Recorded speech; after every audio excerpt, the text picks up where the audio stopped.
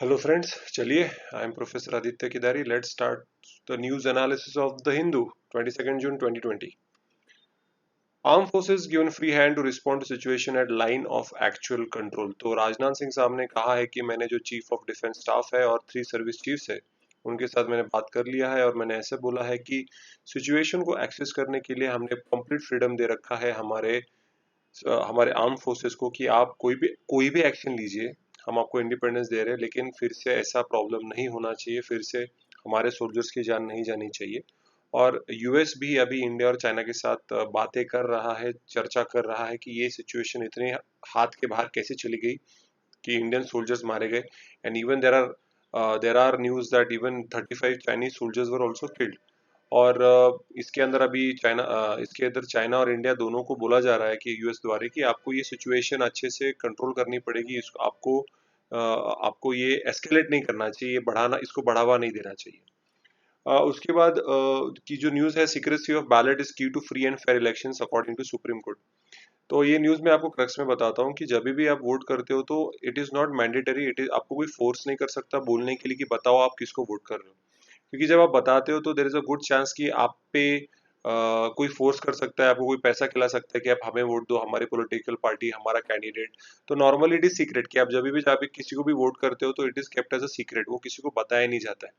तो section 94 of the representation of people act के अंतर्गत ये दिया जाता है कि it is the privilege of the voter to maintain the secrecy, to maintain the confidentiality, कि वो किसको वोट कर रहा है किसको नहीं कर रहा है वो उसकी मर्जी है, लेकिन वो उसको वेव कर सकता है। तो ये क्यों आया न्यूज में कि जो इलाहाबाद हाईकोर्ट ने के जो डिसीजन था उस पर अपील की गई थी कि उन्होंने देखा, हाईकोर्ट ऑफ इलाहाबाद ने देखा कि जो 2018 में नो कॉन्फिडेंस मोशन का एक यहाँ पे लिखा हुआ है कि जिला परिषद का नो कॉन्फिडेंस मोशन का एक वोटिंग हुआ था इन द अध्यक्ष जिला पंचायत, वहां पे वोटिंग हुई थी नो कॉन्फिडेंस मोशन पे। तो अभी इसमें सीसीटीवी फुटेज में ऐसा देखा गया कि जब भी वो वोटिंग कर रहे थे तो बैलेट के ऊपर ऐसा दिखा रहे थे कि देखिए हम इसको वोट कर रहे हैं, उसके हिसाब से वो वोटिंग कर रहे थे। तो इनको प्रेशराइज किया जा सकता है, उनको पैसे खिलाया जा सकता है, उनको किसी तरीके से इन्फ्लुएंस किया जा सकता है, जो कि अगर ऐसा होने लगा तो it will be the death of democracy in India. तो इसकी वजह से सीसीटीवी फुटेज को देखने के बाद इलाहाबाद हाईकोर्ट ने कहा कि ये फिर से आपको नो कॉन्फिडेंस मोशन लागू करनी पड़ेगी, फिर से इस पे वोटिंग होनी चाहिए, जिसपे जाके उन्होंने अपील भी की। लेकिन सुप्रीम कोर्ट ने भी यही कहा कि जो उत्तर प्रदेश क्षेत्र पंचायत एंड जिला पंचायत अधिनियम 1961 का जो सेक्शन 28 क्लॉज 8 है, उसके अंदर भी ये मेंशन किया गया है कि the voter has the right, voter की इच्छा वो बताए या ना बताए, आप किसी को जबरदस्ती नहीं कर सकते। तो इसके बाद उन्होंने जो जस्टिस खन्ना है उन्होंने फिर से वोटिंग करने का ऑर्डर दिया है for the no confidence motion. तो याद रखिएगा जब भी यूपीपीएससी पे आता है तो ये एक्ट पे पूछा जा सकता है, उत्तर प्रदेश क्षेत्र पंचायत एंड जिला पंचायत अधिनियम 1961 सेक्शन 28 ऑफ 8। और यूपीएससी में रिप्रेजेंटेशन ऑफ पीपल एक्ट के अंतर्गत सेक्शन 94 याद रखिएगा, जो पूछा जा सकता है आइदर इन एमसीक्यू और बड़े क्वेश्चन के लिए भी आ सकता है। उसके बाद NGT fines on Karnataka over pollution in lake. तो नेशनल ग्रीन ट्रिब्यूनल है, उसने कर्नाटक गवर्नमेंट पे 10 लाख रुपए का फाइन लगाया है। और उनका जो म्युनिसिपल काउंसिल है, बोमासंद्रा म्युनिसिपल काउंसिल, उसके ऊपर 5 लाख का फाइन लगाया हुआ है for the failure to discharge its duties. तो ये जो म्युनिसिपल काउंसिल है उनको वहां का लेक साफ रखना था, वो लेक का नाम है कित्तिगनाहल्ली लेक नियर बोमासंद्र इन बेंगलुरु। तो बेंगलुरु की ये केस है जहाँ पे उन्होंने लेक को साफ नहीं रखा, उसकी वजह से वो लेक बहुत पोल्यूटेड हो गया और उन पे फाइन लगे। तो एक तरीके से बहुत ही अच्छा डिसीजन है, जहाँ पे अभी इंडिया में एनवायरनमेंट को इम्पोर्टेंस दिया जा रहा है। नहीं तो पहले तो बहुत पोल्यूशन होता था, फिर भी कोई स्ट्रिक्ट एक्शन नहीं ली जाती थी। लेकिन अभी this is a very good step. और अभी बहुत सारे, जैसे क्लीन गंगा मिशन में भी एनजीटी जो नेशनल ग्रीन ट्रिब्यूनल है उसने काफी अच्छा काम किया है। NGT is a tribunal, it's not a court, एक क्वाजी जुडिशियल बॉडी है जो कि सिर्फ और सिर्फ एनवायरमेंटल प्रोटेक्शन डिस्प्यूट्स के रिलेटेड काम करता है। वाइल्ड लाइफ हो जाए, तुम्हारे नेचुरल रिसोर्सेज हो जाए जैसे रिवर्स, लैंड, एयर पोल्यूशन, उसके ऊपर ये डिसीजन, ये डिस्प्यूट सॉर्ट आउट करता है। उसके बाद का है क्लोजर ऑफ वेल्स में lead to more blowouts warns oil, that is oil India limited. उन्होंने ये कहा कि जो आसाम का पोल्यूशन कंट्रोल बोर्ड है, उन्होंने बोला था कि जो ऑयल के वेल्स होते हैं, अपने पानी के वेल्स नहीं, ऑयल के वेल्स, तेल के, वो बंद कर दो। लेकिन उनका एक्सपर्ट का ऐसा मानना है कि भाई आप ओवरनाइट किसी वेल को, जो ऑयल वेल होता है, उसको बंद नहीं कर सकते, लाइक वाटर टैप। एक एक बस आप पानी का टैप बंद करते हो वैसा नहीं होता है, क्योंकि बहुत जियोलॉजिकल फैक्टर्स होते हैं जिसकी वजह से जो नेचुरल गैस और ऑयल होता है वो ऊपर आते होता है। अगर आप ऊपर से बंद कर दोगे तो वो धमाका हो जाएगा, बहुत प्रेशर बढ़ जाएगा। और एक ही वेल नहीं होती, उसको इंटरकनेक्टेड छोटे छोटे वेल्स भी होते हैं, वहां पे भी धमाका हो सकता है। That is called as a blow out. तो बहुत सारे ब्लो आउट होने के बाद वो सारा ऑयल, वो सारा नेचुरल गैस एनवायरनमेंट में फैल जाएगा, जिसकी वजह से एनवायरमेंटल प्रॉब्लम्स और बढ़ेंगे, एनवायरमेंटल पोल्यूशन और ज्यादा होगा। तो अगर बंद भी करने हैं तो there has to be an environmental study, environmental assessment, और ऑल्सो जो टेक्निकल असेसमेंट होता है जिससे वो वेल बंद कर सकते हैं, वो का उसका स्टडी करके आप बंद कर सकते हैं। ऐसा नहीं कि गए और आपने नल बंद कर दिया। ये ऑयल वेल है, कोई नॉर्मल वाटर वेल नहीं कि जिसके ऊपर आप ढक्कन लगा के उसको बंद कर दो। ऑयल वेल पे ज्यादा बात अलग होती है, क्योंकि नेचुरल गैस और ऑयल जो होता है वो ऊपर आता होता है, तो प्रेशर होता है, अपवर्ड प्रेशर होता है, उसको काबू में लाने के बाद आप सोच सकते हो उसको बंद करने के लिए। उसके बाद naval ship bringing back 198 from Male. Mail मत पढ़िए, वो माले है। It is the capital of Maldives. तो आईएनएस ऐरावत करके एक शिप है जो मालदीव्स गई, वहां से 198 लोगों को, इंडियन लोगों को वो वापस लेके आई। और ये कैसे पॉसिबल हुआ? बिकॉज ऑफ द ऑपरेशन समुद्र सेतु। ऑपरेशन समुद्र सेतु ये नेवी का ऑपरेशन है, जिसका जो मूल एम है वो ये है कि जो भी लोग कोविड-19 पैंडेमिक की वजह से देशों में अटक गए उनको वापस लाना है।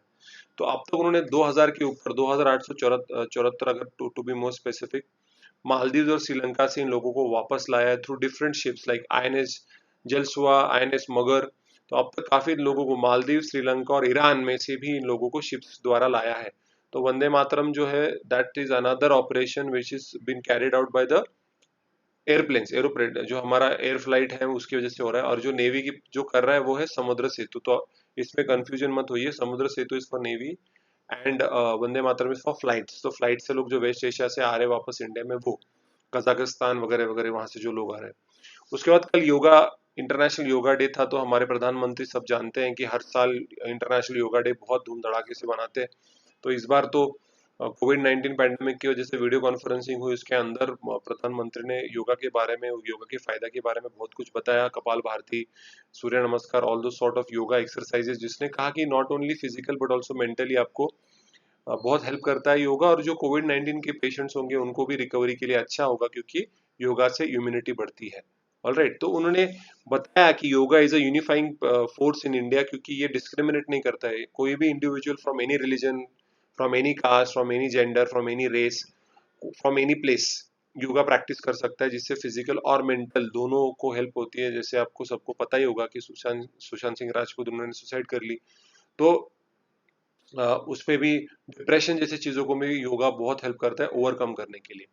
उसके बाद की न्यूज है एडिशनल फंड सॉट फॉर जल जीवन मिशन। तो मैंने पहले भी आपको बताया था कि Jal Jeevan mission is basically a flagship program under which जो गांव होते हैं, रूरल एरियाज होते हैं, वहाँ के हर घर में पाइप ड्रिंकिंग वाटर जाना चाहिए। पाइप मतलब नल में आना चाहिए ड्रिंकिंग वाटर। अभी लोग क्या करते हैं कि वो गांव में वेल्स होते हैं, वेल्स से पानी लाते हैं, या नदी होती है जो कि पोल्यूटेड हो सकता है। लेकिन जब पाइप होता है तो उसको ऑब्वियसली गवर्नमेंट जब वाटर सप्लाई करता है पीने का, तो उसको वो ट्रीट करता है उस पानी को, तब लोगों को हेल्थ प्रॉब्लम्स कम होते हैं या नहीं होते हैं। तो उसकी वजह से इनको, उन्होंने अभी बोला है, जो जल शक्ति मिनिस्ट्री है, मतलब वाटर मिनिस्ट्री है, वो जो जिसको ये इम्प्लीमेंट करती है, उसने बोला कि हमको 82,000 करोड़ और पैसे चाहिए according to the 15 in the 15th finance commission. पैसे कम पड़ रहे हैं उनको, और पैसा चाहिए। और 2024 तक हमको सारे रूरल एरियाज में पाइप ड्रिंकिंग वाटर देना है लोगों को। लेकिन इनका और एक डिमांड है कि इनका ये मानना है कि जो पंचायत होते हैं, जो लोकल सेल्फ लोकल गवर्नमेंट जो होता है, तो उसको भी उनको पैसा कंट्रोल, उनको उसको भी पैसा कितना देना है, कैसा नहीं देना है, वो भी उनको कंट्रोल करना है। क्योंकि उनका ये मानना है कि देर इज नो क्राइटेरिया और नाइदर एनी इंडिकेटर जिससे ये पंचायत राज इंस्टीट्यूशंस को परफॉर्मेंस हम इसका कैलकुलेट कर पाए, इसको एक्सेस कर पाए। होता है कि भाई इतना पैसा देना है दे दो, लेकिन इस पैसे का आगे होता क्या है इसका कोई रिपोर्ट नहीं आता, इस पर कोई ऑडिटिंग ज्यादातर होती नहीं है, डिटेल पता नहीं चलते। उसकी वजह से उन्होंने बोला हम डायरेक्टली डील करेंगे। लेकिन अगर आप देखोगे 14 फाइनेंस कमीशन ने एक कोऑपरेटिव फेडरलिज्म के बारे में बात किया है, जहां पे सेंट्रलाइजेशन के खिलाफ बोला गया है। तो अगर आप स्टेट गवर्नमेंट, कैसा होता है कि सेंट्रल गवर्नमेंट स्टेट गवर्नमेंट को पैसा देता है और स्टेट गवर्नमेंट पंचायत राज इंस्टीट्यूशन को पैसा देता है। तो ये स्टेट गवर्नमेंट को हटा देना चाहते हैं और डायरेक्टली पंचायत पे पैसा देना चाहते हैं। तो सेंट्रलाइजेशन बढ़ रहा है, डिसेंट्रलाइजेशन कम हो रहा है। तो ये तो 14 तो फाइनेंस कमीशन के खिलाफ हो जाएगा, क्योंकि उनको उनको पंचायत राज इंस्टीट्यूशन को एम्पावर करना था। यहाँ पे अगर डायरेक्टली सेंट्रल गवर्नमेंट के हाथ में आ जाएंगे तो सेंट्रल गवर्नमेंट डायरेक्टली इनको कंट्रोल भी कर सकते हैं। तो पॉलिटिकली स्पीकिंग स्टेट गवर्नमेंट इससे खुश नहीं है इस डिसीजन से, लेकिन अब तक ऐसा कोई निर्णय नहीं लिया गया है कि उनको डायरेक्टली एक्सेस दिया जाए पैसों का, कि वो पंचायत राज को डायरेक्टली पैसे दे। काफी स्कीम्स में हुआ है ऐसे, अब तक जल जीवन मिशन में नहीं हुआ है। तो उन्होंने एक रिक्वेस्ट की है, लेट्स सी क्या होता है। हैदराबाद फर्म जो हेड्रो है उसको हमारा जो drug controller general of India है डीजीसीए, उन्होंने मैन्युफैक्चर और सेल करने के लिए जो जो जेनेरिक ड्रग है रेमडेसिविर, ये जो कोविड-19 को पेशेंट्स को दिया जाता है रिकवर करने के लिए, ये इसका उत्पादन मैन्युफैक्चर करने का और बेचने का अधिकार उनको दे दिया गया है। ये सिर्फ हॉस्पिटल को बेचा जाएगा और ब्रांड नेम होगा कोविफोर, कोविफोर करके नाम होगा, ना इधर रेमडिजाइसर ऐसा नाम नहीं आएगा, कोविफोर करके नाम आएगा। एक छोटी सी न्यूज है, smokers at high risk says government for कोविड-19, की स्मोक जब आप करते हो तो कोविड-19 होने के चांसेस बढ़ते हैं, क्योंकि स्मोकिंग से, टबैको से आपकी इम्यूनिटी कम होती है। वैसे भी कोविड-19 हो या कोई भी बीमारी हो, लंग कैंसर हो या कोई भी दूसरी बीमारी हो, स्मोकर्स की लाइफ तो हमेशा एट रिस्क होती ही है। ओके, उसके बाद 74% भोपाल कोविड-19 deaths were of gas tragedy survivors. तो अभी एक स्टडी हुआ है जिसके अंदर 60 लोग जो अब तक मध्य प्रदेश में गुजर चुके हैं बिकॉज ऑफ कोविड-19, मर चुके हैं। एक राइट्स ग्रुप है, उन्होंने रिपोर्ट किया है कि जो लोग 74 मतलब 60 में से 45 लोग जो हैं दे हैव डाइड बिकॉज उनका वो भोपाल गैस ट्रेजेडी से लिंक थे। आइदर वो खुद उसके सर्वाइवर्स थे या उनके बच्चे। तो 3 लोग है, 45 में से 3 लोग उनके उनका नेक्स्ट जनरेशन है जो मर गए। तो इनको कहीं ना कहीं इनकी इम्यूनिटी कम हो चुकी थी because of Bhopal gas tragedy. तो इनका ये मानना है कि मध्य प्रदेश ने इन लोगों को अलग से ट्रीट करना चाहिए, इन लोगों को अलग से सुविधा प्रोवाइड करनी चाहिए, थोड़ा सा कंपनसेशन देना चाहिए, क्योंकि आज तक भोपाल गैस ट्रेजेडी के लोगों को ठीक तरीके से कंपनसेशन नहीं दिया गया है। और जो यूएस यूनियन कार्बाइड जो कंपनी थी वहाँ उनके जो चेयरमैन वो तो भाग गए तब, तो उसके बाद का अब तक इन लोगों को इनके साथ जस्टिस नहीं हुआ है। तो इनका ये बोलना है कि भाई इन लोगों को जस्टिस होना चाहिए, इन लोगों को अलग से ट्रीट करना चाहिए, इन लोगों को अलग से कंपनसेशन देना चाहिए। उसके बाद कनवार यात्रा उत्तर प्रदेश, उत्तराखंड, हरियाणा में इसको कैंसिल कर दिया गया है बिकॉज ऑफ कोविड-19। और गुजरात में भी जगन्नाथ रथ यात्रा को भी उन्होंने रद्द कर दिया है कि यात्रा नहीं होगा। तो 1878 के बाद गुजरात में ये यात्रा नहीं होने वाली है। तो लोगों को गुस्सा आया है, उन्होंने बोला 1920 में जब स्पेनिश फ्लू हुआ था तभी भी ये यात्रा हुई थी, तो अब क्यों नहीं हो रही है। तो अभी कोविड-19 ये ज्यादा डेंजरस है, अभी भी चल रहा है, इसके वजह से गुजरात हाईकोर्ट ने बोला, इवन स्टेट के सीएम्स ने बोला कि जो भी यात्राएं हैं रिलेटेड टू रिलीजन, ये सब टेम्पल्स ये सब बंद रखेंगे जब तक कोविड-19 कंट्रोल में नहीं आता है। तो ऑब्वियसली जो रिलीजियस सेंटिमेंट्स तो थोड़ा बहुत हर्ट होगा। उसके बाद as Spain reopens border Latin America counts crosses 2 million. तो अभी यूरोप धीरे धीरे ओपन हो रहा है, स्पेन ने अपनी बॉर्डर फ्रांस के साथ ओपन कर ली है। तो लैटिन अमेरिका में, मतलब लैटिन अमेरिका मतलब जो साउथ अमेरिका है, ब्राजील हो गया, अर्जेंटीना हो गया, चिले हो गया, वो जो है वहां पे 2 मिलियन के ऊपर लोग क्रॉस हो चुके हैं। स्पेन रीओपन कर रहा है बिकॉज उसको आपका टूरिज्म सेक्टर जो है उसको रिवाइव करना है, उसको धीरे धीरे अपनी इकोनॉमी ऊपर लानी है। Brazil is the second worst affected country, जहाँ पे 50,000 से ज्यादा लोग मर चुके हैं बिकॉज ऑफ कोविड-19, जो कि बहुत ही बुरी बात है। उसके बाद स्पेन ने, जैसे मैंने बोला कि सबसे hardest hit, one of the hardest hit nation है इटली के साथ, वो धीरे धीरे अभी अपने जो रिस्ट्रिक्शंस है वो कम कर रहा है। उसके बाद फ्रांस के साथ भी वो अपना बॉर्डर ओपन कर रहा है ताकि लोग एक दूसरे को मिल सके, बात कर सके, ट्रेड धीरे धीरे चालू हो जाए जैसे नॉर्मली। अब फ्रांस में भी millions of children will return to school, उन्होंने अपने स्कूल्स चालू कर दिए हैं, concert halls, cultural institution, cinemas, ये सब धीरे धीरे वो फिर से अभी नॉर्मल रूटीन में आने की कोशिश कर रहे हैं।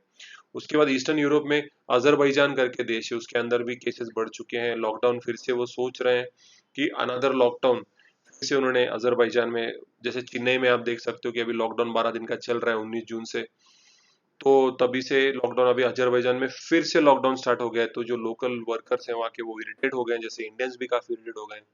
मोरक्को में भी बहुत सारा प्रॉब्लम बढ़ रहा है, मोरक्को में बहुत सारा clusters have emerged because again कोविड-19 का इंक्रीज हो रहा है। चाइना में भी फिर से आ गया है। पैलेस्टाइन में भी टेम्पररीली क्लोजिंग किया है, सिटीज लाइक हेब्रॉन, नेबलूस करके देश है वेस्ट बैंक में, वहां पे भी उन्होंने क्लोज कर दिया है। तो हम सारा सारी दुनिया इस कोविड-19 में अटकी हुई है, लॉकडाउन हटा रहे हैं, फिर से चालू, फिर से लागू हो रहा है बिकॉज कोविड-19 कंट्रोल में नहीं आ रहा है, लोग मर रहे हैं और इन्फेक्ट भी हो रहे हैं। उसके बाद मदेशीज अपोज न्यू नेपाल रूप। ये मदेशीज क्या है? Madhesis is a tribe which have their descended in India. तो इनके काफी इंडियन डिसेंडेंट्स हैं जो कि अभी नेपाल में जाके ये हो चुके हैं, सेटल हो चुके हैं। और अभी इनका मानना रहता है कि ये हमेशा जो लॉज पॉलिसीज कॉन्स्टिट्यूशन जो भी है नेपाल का है वो हमेशा बोला जाता है कि इट इज अगेंस्ट मधेसीज, तो मधेसीज के लोगों के खिलाफ होता है। तो अभी एक नया रूल बनाया है सिटीजनशिप रूल पे कि 7 साल का एक वेटिंग पीरियड होगा। अगर कोई नेपाली इंडिविजुअल अगर किसी फॉरेनर वुमन, मतलब हमारी इंडियन वुमन से, अब नॉर्मली इंडियन वुमन ही होती है जिससे वो शादी करता है, तो उसको 7 साल के बाद सिटीजनशिप दी जाएगी।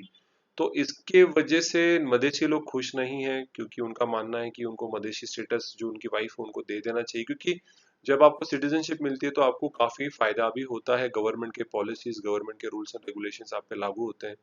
जब आप सिटीजन नहीं होते तो आपको एक एलियन एक फॉरेनर की तरह ट्रीट किया जाता है।